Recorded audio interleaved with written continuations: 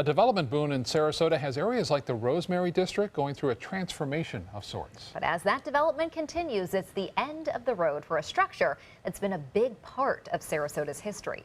ABC 7's Bobeth Yates joins us now live to explain. Bobeth.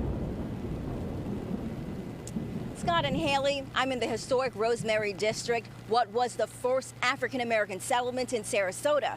The home behind me built in the early 1920s and has remained in the same family ever since. But now, as you can see from the tarp, it's set to be torn down. I think it's terrible because this is a very highly significant building.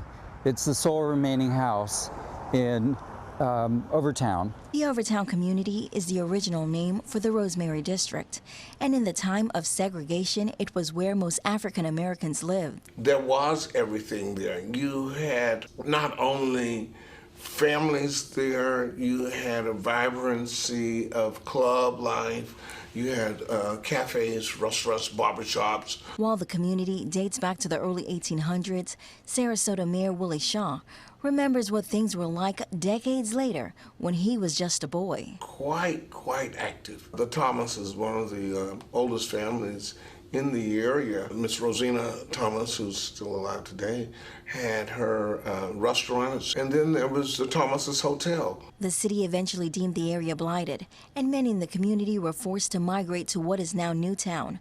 But Overtown remained a staple, and families like the Thomases continued to thrive. They raised 3 generations in this home off the 400 block of Central Avenue. The property was built in 1920 and placed on the Historic Registry in 2003, but it was recently deemed unsafe and is now set to be demolished. This is the record of the community of Overtown, the black community in Sarasota. And when it's gone, that record will be lost. Hirschner says the process to destroy the house was fast-tracked by the city because a permit to demolish a historic home usually must be first approved by the historic board. But city officials say this situation is different because a structural engineer found the home uninhabitable and to a point where it's not able to be restored. And with that, a permit for demolition was granted. People coming through here will only think of it as Rosemary District and look at all the new housing without any reference to the past. Painful to see these things take place. Now, no demolition date has been set as of yet, but pretty soon, this and all the history that comes with it will be gone.